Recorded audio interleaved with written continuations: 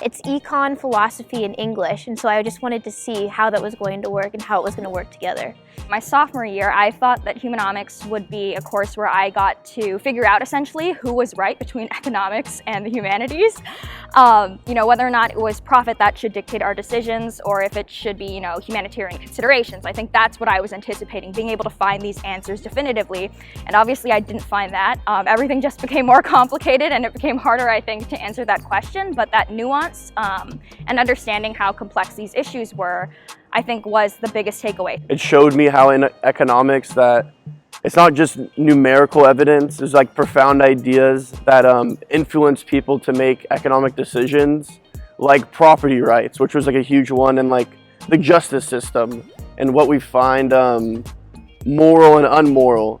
We read so many different types of books, there's so many different genres of books, but at the same time they all connected back to one another, and we were able to connect stories about Icelanders from a long time ago to a present day New York book. You are straight up learning two different things at one time and combining them to sort of form a new theory or form a new perspective on something, which is something that I really like.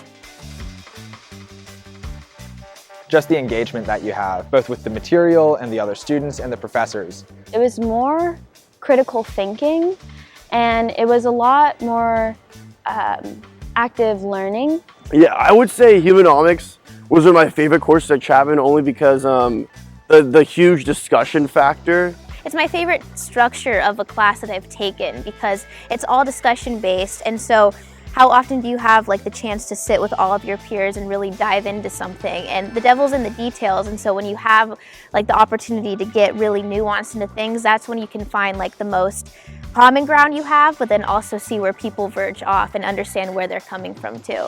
I was learning amongst like all my peers. I wasn't just learning from the professor, I was learning from the person next to me. We're reading a book and we're trying to actually not memorize what's inside the book, but understand what the author's trying to convey, what's the message, and compare what's happening in that book to our lives. Chapman emphasizes a lot of interdisciplinarity, but this class takes it to another level where you actually have professors from two completely different disciplines, and each one provides their own insight into the reading. Having these other disciplines and being able to talk and discuss ideas with students who come from different backgrounds is really important. And I think a lot of the times we forget that because we're, kind of on this single track toward getting whatever we need to get done in order to get our degree.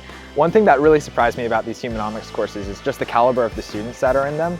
I found that we'd always have really intriguing discussions, and everyone was super engaged. I was sitting next to a computer science student, and I was a philosophy major, and we were both learning about econ, and that was just the coolest thing in the world to me because you had so many different perspectives in the classroom, all interested in the same thing. They're being very serious when they tell you it's very hard and you're going to have to be prepared to do a lot of thinking. Definitely be ready to do a lot of reading and to be engaging with the material. And the courses can be intense. I mean, there's a lot of deep thought that you need to put into them.